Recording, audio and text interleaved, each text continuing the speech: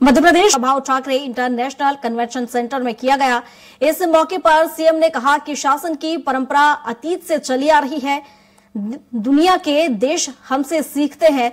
सम्राट विक्रमादित्य का शासन हमें राम राज्य की याद दिलाता है। उन्होंने कहा कि मध्य प्रदेश में सरकारी नीतियों का सफल क्रियान्वयन करना पहली प्राथमिकता है। शासन को सुशासन में बदलना हमारा उद्देश्य है। भारत के विनिर्माण विकास में प्रदेश की सहभागिता हमेशा महत्वपूर्ण रही है।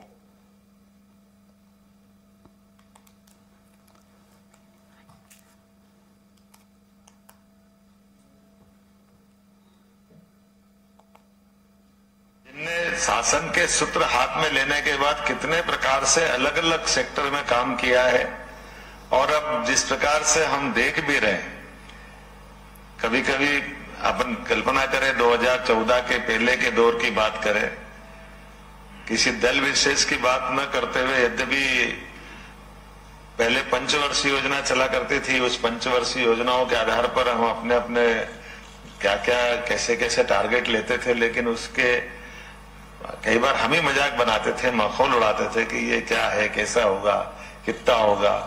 और अपने लिए तो हम अपने पता नहीं वो उस गुलामी के काल से कितने साल तक बाहर नहीं आ पाए।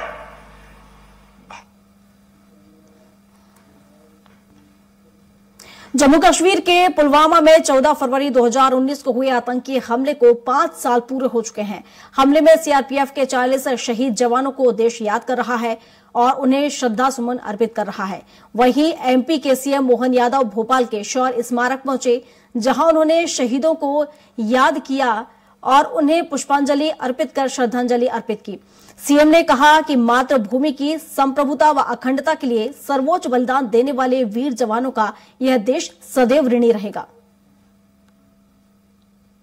हमारा एक पड़ोसी दुश्मन जो लगातार आतंकवादियों के पुलवामा हमले के दरमियान जो हमारे सीआरपीएफ के 40 जवानों का जो बलिदान हुआ था, उसको स्मरण रखते हुए आज शौर्य दिवस के इस पुष्पांजलि कार्यक्रम में मैं शामिल हुआ। और मुझे इस बात का गर्व भी है कि हमारे जवानों ने अपनी ड्यूटी करते करते प्राणों का बलिदान किया। और मुझे इस बात का भी संतोष है कि यशस्वी प्रधानमंत्री ने सर्जिकल स्ट्राइक करके हिसाब भी चुकता किया और एयर स्ट्राइक, सर्जिकल स्ट्राइक की है यशस्वी प्रधानमंत्री की, जिसके कारण से हमारा एक पड़ोसी दुश्मन जो लगातार 60-70 साल से लगातार हमारे देश में अस्थिरता फैलाता था, आज की स्थिति ये कि दोनों स्ट्राइक के बाद पाकिस्तान की बोलती बंद हो गई और जीवन में कभी ऐसा मौका ना आए कि कोई दुश्मन हमारे देश के अंदर कोई अव्यवस्था फैलाए।